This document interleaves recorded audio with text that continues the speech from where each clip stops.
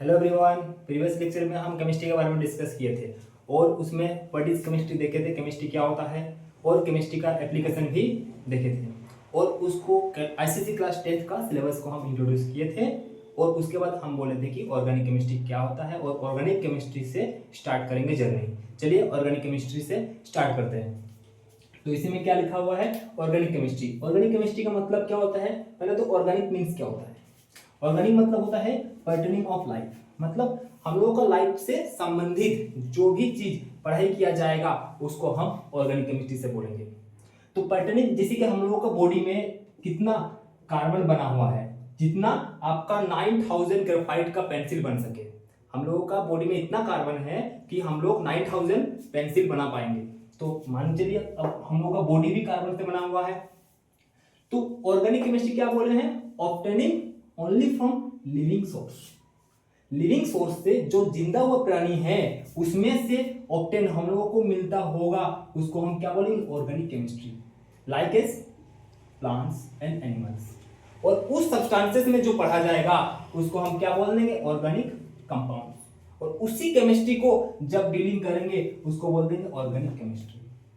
उसी तरह inorganic chemistry को क्या देखेंगे, जो हम लोगों को सोर्स क्या हो जाएगा, नॉन लिविंग से मिलता हो, डेड प्राणी से मिलता हो और मिनरल से मिलता हो। ऑब्टेनिंग कहां से, minerals and non living sources. और उस सब्सटेंस को हम क्या बोल देंगे, इनऑर्गेनिक कंपाउंड्स। और उसमें जो केमिस्ट्री पढ़ा जाएगा उसको हम बोल देंगे इनऑर्गेनिक केमिस्ट्री। तो हम केमिस्ट्री को 2 पार्ट्स में अभी डिवाइड किए हैं। एक ऑर्गेनिक जो हम लोगों का लाइफ से संबंधित है, दूसरा आपका डेड प्राणी होता है जो मिनरल से मिलता हो, उसको इनऑर्गेनिक केमिस्ट्री बोलते हैं। चलिए हम ऑर्गेनिक केमिस्ट्री को शुरू करते हैं।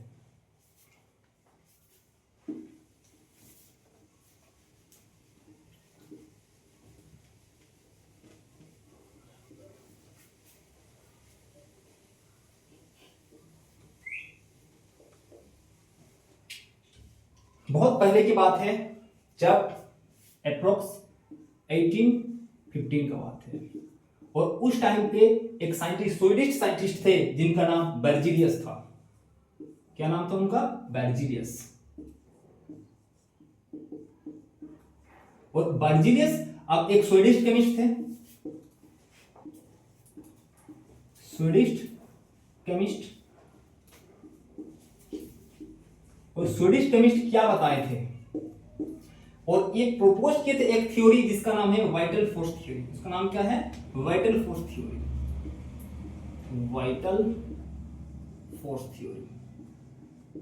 ये वाइटल फोर्स थ्योरी क्या वाला है, क्या प्रपोज किए थे स्वीडिश केमिस्ट्री और बेर्जीलियस जिनका नाम था ऑर्गेनिक केमिस्ट्री के बारे में। वाइटल फोर्स थ्योरी बोले थे, वाइटल फोर्स थ्योरी वो थ्योरी होता है जिसको हम लैब में प्रिपेयर नहीं कर सकते हैं, जिसको हम लैब में प्रिपेयर नहीं कर सकते हैं। लैब में नहीं प्रिपेयर कर सकते तो क्या कर सकते हैं, जो स्टेट फॉरवर्ड गॉड गिफ्टेड होता है। स्टेट फॉरवर्ड मतलब क्या होता है, स्टेट नेचर से मिलता हो, उसको हम कभी भी लैब में प्रिपेयर नहीं कर सकते हैं। वो कौन बोल दिए थे, बेर्जीलियस। और 1815 में बोल दिए थे। वो कौन थे, स्वीडिश केमिस्ट थे। तो उसके बाद 1828 में, उसके बाद एक फ्रीडरिच वोलर, फ्रीडरिच वोलर जो जर्मन केमिस्ट थे, जो क्या थे, जर्मन केमिस्ट, वो क्या बोल दिए इस वाइटल फोर्स थ्योरी के बारे में, क्या बोल दिए। और वाइटल फोर्स थ्योरी को वो गलत भी प्रूव कर दिए। वो क्या डिस्कवरी कर दिए, एक एमोनियम सियानाइड जिसका नाम है NH4CNO, NH4CNO जिसका नाम है एमोनियम सियानाइड। जब यह एमोनियम सियानाइड को हीट किया गया, एमोनियम सियानाइड को क्या किया गया, हीट किया गया, उसमें से बन गया यूरिया, जिसका फॉर्मूला होता है NH2C+O NH2। तो एक एमोनियम सियानाइड था, एमोनियम सियानाइड से क्या बन गया, यूरिया। जो आपका इनऑर्गेनिक कंपाउंड था, क्या था, इनऑर्गेनिक कंपाउंड, उसमें से क्या प्रिपेयर कर दिए, ऑर्गेनिक कंपाउंड। क्या प्रिपेयर कर दिए, ऑर्गेनिक कंपाउंड। तो जो अब स्वीडिश केमिस्ट थे, वाइटल फोर्स थ्योरी को प्रपोज किए थे, उनको गलत प्रूव कर दिया कि लैब में भी हम ऑर्गेनिक कंपाउंड को प्रिपेयर कर सकते हैं। वो कब का बात हो गया, 1828 में ही बोल दिए कि नहीं, जो आप बोले थे वाइटल फोर्स थ्योरी जो नेचर से ही मिल सकता है, इसको लैब में हम प्रिपेयर नहीं कर सकते हैं, उसको हम लैब में भी प्रिपेयर कर सकते हैं, और बना के दिखा दिए। और उसके बाद एक बाय एक साइंटिस्ट आए जिनका नाम था कोल्बे, बर्थलोट्स, ये सब आए। उसके बाद हर एक ऑर्गेनिक कंपाउंड में वो लैब में प्रिपेयर करने लग गए। फ्रीड्रिच के बाद कौन आ गए, कोल्बे, जो आप 12th में कोल्बे इलेक्ट्रोलाइसिस के बारे में देखेंगे। कोल्बे कब का बात है, 1845 का बात है। 1845 में कोल्बे ने लैब में प्रिपेयर करके दिखा दिए एसिटिक एसिड, क्या हो गया, CH3COOH, एसिटिक एसिड को प्रिपेयर कर दिए लैब में। और इसी से आपको क्या क्या मिल गया, एक कार्बन मिल गया, उसी से हाइड्रोजन भी मिल गया, उसी से ऑक्सीजन भी मिल गया। तो तीनों एलिमेंट्स को भी डिस्कवरी हो गया। उसके बाद आए बेथलट्स, क्या है इनका नाम क्या था, बेथलट्स। वो क्या दिए, कितना का बात है, 1856 में। और 1856 में बेथलट्स ने क्या दे दिए, मीथेन गैस का प्रिपेयर कर दिए। किसका गैस को प्रिपेयर कर दिए, मीथेन गैस का प्रिपेयर कर दिए। तो लैब में उसके बाद लेबोरेटरी में प्रिपेयर होने लगे ऑर्गेनिक कंपाउंड। पहले तो था नहीं, सबसे पहले ऑर्गेनिक कंपाउंड को बोले थे लैब में प्रिपेयर नहीं कर सकते हैं, लैब में ऑर्गेनिक कंपाउंड को प्रिपेयर नहीं कर सकते। उसको फ्रेडरिक वोलर बोल दिए नहीं कर सकते हैं, और एक करके भी दिखा दिए। फर्स्ट कहां से, अमोनियम साइनाइड से यूरिया। उसके बाद कोल्बे आए, कोल्बे साइंटिस्ट में 1845 में एसिटिक एसिड को प्रिपेयर करके दे दिए। उसके बाद बेथलट्स CH3 अमोनिया गैस का भी प्रिपेयर करके दे दिए। उसी तरह उसके बाद आगे डिस्कवरी होते गया, और अब तक 20 मिलियंस ऑर्गेनिक कंपाउंड लैब में बन चुका है। और हर साल 1000 एलिमेंट्स या कंपाउंड्स, ऑर्गेनिक कंपाउंड्स बन रहा है लैब में, ठीक है। और बाद में देखा गया, क्या बाद में देखा गया कि जो भी ऑर्गेनिक कंपाउंड प्रिपेयर्ड हो रहा है, प्रिपरेशन हो रहा है लैब में, उसमें कार्बन कंपाउंड एसेंशियल होता है। सबसे पहले देखिए कि आपका क्या बोले, अमोनियम साइनाइड से यूरिया बना, जिसका फॉर्मूला क्या था, NH2 C++O NH2। देखो कार्बन यहां पे है।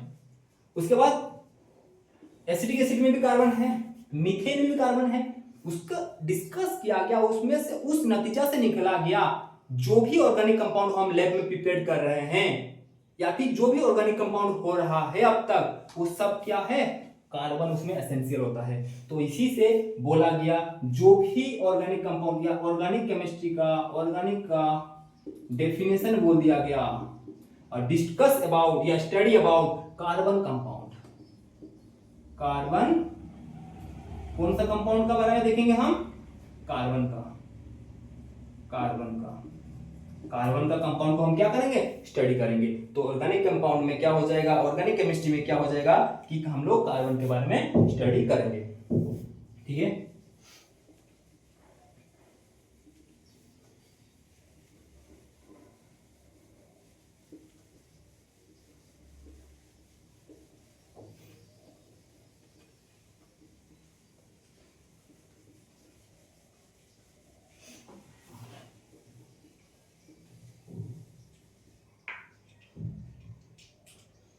तो आपको पता चल गया ऑर्गेनिक केमिस्ट्री। अभी ऑर्गेनिक केमिस्ट्री का डिस्कवरी हो गया, और ऑर्गेनिक केमिस्ट्री कैसे कैसे बना वो पता चल गया। ऑर्गेनिक केमिस्ट्री कैसे कैसे बनेगा और क्या क्या होगा ऑर्गेनिक केमिस्ट्री में। क्या हम लोग ऑर्गेनिक केमिस्ट्री को नया ब्रांच में क्यों डिवाइड कर दिए, अलग ब्रांच में हम लोग उसको क्यों डिवाइड कर दिए, कि वो अलग डील करता है, केमिस्ट्री का कार्बन से डील करता है। और कार्बन का प्रॉपर्टीज क्या होगा, ऐसा क्या है कार्बन में, वो आगे देखेंगे।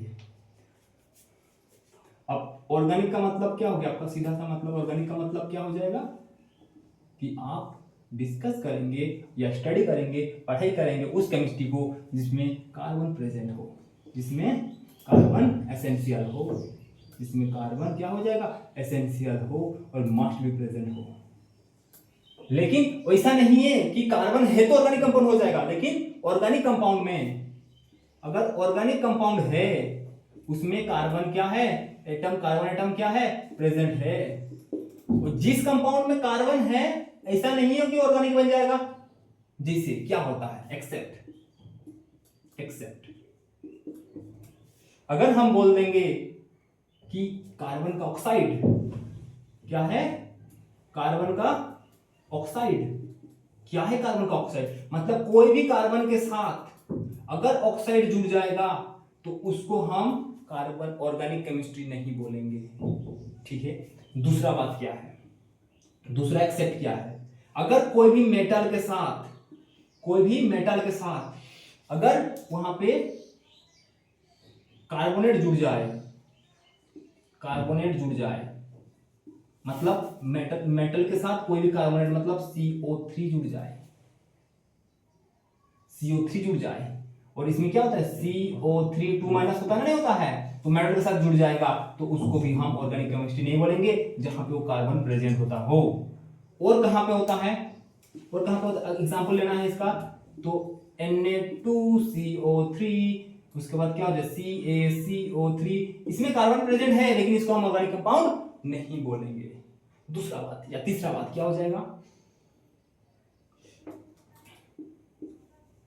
मेटल कार्बाइड क्या चीज है, कार्बाइड मतलब क्या होता है C2, मेटल का मतलब क्या होता है M, मतलब MC2 M का मतलब एनी मेटल हो जाएगा, Ca ले लो CaC2, तो इसमें भी कार्बन है तो इसको हम नहीं बोल देंगे ऑर्गेनिक केमिस्ट्री या फिर ऑर्गेनिक कंपाउंड, इसको भी उसको क्या बोले, इसको एक्सेप्ट, इसको छोड़ रहे हैं, इसमें जिसमें ये सब चीज में कार्बन प्रेजेंट है इसको हम ऑर्गेनिक केमिस्ट्री नहीं बोलेंगे। इससे अलावा जो होगा कार्बन प्रेजेंट होगा उसको हम ऑर्गेनिक कंपाउंड या ऑर्गेनिक केमिस्ट्री के पढ़ाई करेंगे, स्टडी करेंगे। और क्या हो जाएगा, मेटल कार्बाइड हो जाएगा, मेटल कार्बाइड हो गया, मेटल कार्बोनेट हो गया, मेटल ऑक्साइड हो गया,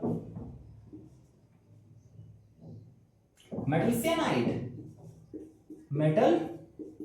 सियानाइड, कोई भी मेटल के साथ अगर CN जुड़ा होगा, मेटल के साथ CN जुड़ा है मतलब NaCN, इसमें भी कार्बन प्रेजेंट है तो इसको भी हम ऑर्गेनिक केमिस्ट्री में डील नहीं करेंगे। तो सबसे पहली बात अगर हम साफा बोले, कहां पे, एक नंबर हो गया कार्बन का ऑक्साइड को छोड़ेंगे, दूसरा किसको छोड़ेंगे, इसमें लिखा गया मेटालिक कार्बोनेट को छोड़ेंगे, और किसको छोड़ेंगे, मेटल कार्बाइड को या फिर सियानाइड को छोड़ेंगे, और किसको छोड़ेंगे, मेटल कार्बाइड।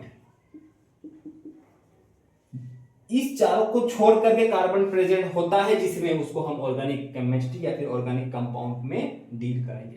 तो ऑर्गेनिक कंपाउंड पता चल गया, ऑर्गेनिक कंपाउंड क्या होता है, इसको अलग से क्यों पढ़ा जाता है, इसको अलग से क्यों स्टडी किया जाता है, और उस कार्बन के बारे में भी हम डिस्कस करेंगे कि हम बार बार कार्बन क्यों बोल रहे हैं, उसमें क्या ऐसा चीजें हम बार बार उसके बारे में बोलना पड़ रहा है या फिर उसके क्या नेचर है उसको भी डील करेंगे। ठीक है, आगे देखिए।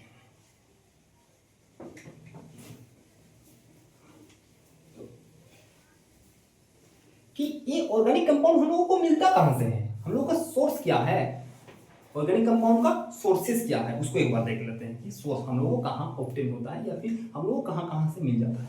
अगर जनरली हम नेचर में देखते हैं ना, नेचर में हम लोगों को प्लांट्स एंड एनिमल से मिल जाता है, प्लांट्स और एनिमल से नेचर में, और सिंथेटिक तो लैब में प्रिपेयर करते ही हैं, अभी बोल दें कि कैसे कैसे प्रिपेयर, अभी 20 मिलियन हो चुका है, अभी हर ईयर्स में हम लोगों को 10 या फिर 1000 ऑब्टेन होता है और हो भी रहा है, कर रहे साइंटिस्ट लोग, काम चला रहे हैं। अगर आप भी साइंटिस्ट बनिएगा तो आप भी बनाइएगा ऑर्गेनिक कंपाउंड।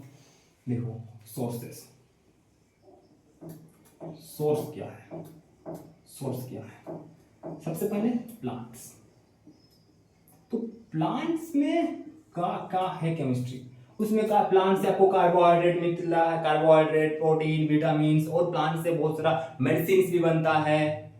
तो प्लांट्स हम लोगों के लिए ऑर्गेनिक केमिस्ट्री में पढ़ा जाता है।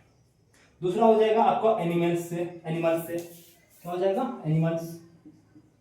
एनिमल से भी मिलता है। एनिमल से किसे, एनिमल से फैट मिलता है, उसमें प्रोटीन मिलता है, तो उस सब क्या कहाँ से डील होता है, केमिस्ट्री से डील होता है। और कहाँ मिलता है, कोल, कोयला, कोल से। कोल में क्या होता है, कार्बन, कार्बन का कैसे है कोल में, कार्बन जितना गुड क्वालिटी ऑफ कोल होगा ना उसमें उतना ज्यादा कार्बन प्रेजेंट होता है। मतलब क्या होता है, जितना ज्यादा कार्बन होता है एक कोयला में या फिर कुछ कोयला में तो उतना ज्यादा टाइम तक वो जलेगा, और जितना ज्यादा तक जलेगा आपको काम उतना टाइम तक आपको आसान हो जाएगा। मतलब जितना ज्यादा कार्बन उतना टाइम तक क्या करेगा, वो जलेगा, और जितना टाइम तक वो जलेगा या बर्न हो जाएगा तो आपका कुछ भी काम करने के लिए, आग अगर आपको जरूरत हो रहा है, खाना पका रहे हैं, सब कोई रेस्टोरेंट वगैरह में हो गया, ढाबा वगैरह में क्या होता है, कोयला से खाना बनाते हैं, तो उन लोगों के लिए तो आसान हो गया ना, गुड क्वालिटी ऑफ कोल। तो इसका टेस्ट भी होता है, उसका एक मेरा प्रोजेक्ट भी है कोल का। तो उसके बाद क्या हो जाएगा, पेट्रोलियम। पेट्रोलियम पता ही होता है कि पेट्रोलियम में कार्बन भर भर के होता है, उसमें कार्बन, इसीलिए आपका बाइक घूम घूम करके चलाते हैं आप सब। इसमें क्या होता है, पेट्रोलियम, पेट्रोलियम से कार्बन बहुत ज्यादा उसका कंपाउंड भरा हुआ है उसमें, पेट्रोलियम में, डीजल सब में, उसमें, इसीलिए गाड़ी पूरा इंडिया टिका हुआ है। बाइक चल रहा है, कार चल रहा है, ट्रक चल रहा है, बसेस चल रहा है, इलेक्ट्रिक भी आ गया है, चलो ठीक है, लेकिन पेट्रोलियम से भी चलता है। और कहाँ मिलता है हम लोगों को, सिंथेटिक भी मिल जाता है। सिंथेटिक मतलब हम बनाते भी हैं, बनाते भी हैं हम लोग उसको क्या करते हैं, उसको हम लैब में प्रिपेयर्ड भी करते हैं। लैब में हम लोग क्या करते हैं, लैब में प्रिपेयर्ड भी करके देखते, तो हम लोग बहुत जगह से बहुत कुछ हम लोग ले सकते हैं और उसको कन्वर्जन भी करते हैं, एक जगह से दूसरी जगह जाना और दूसरा जगह से तीसरा जगह जाना, और फर्मेंटेशन होता है, बहुत सारा प्रोसेस से हम लोग यूज करके उसको चेंज भी कर सकते हैं। तो इतना इस क्लास में इतना ही करते हैं। Thank you so much.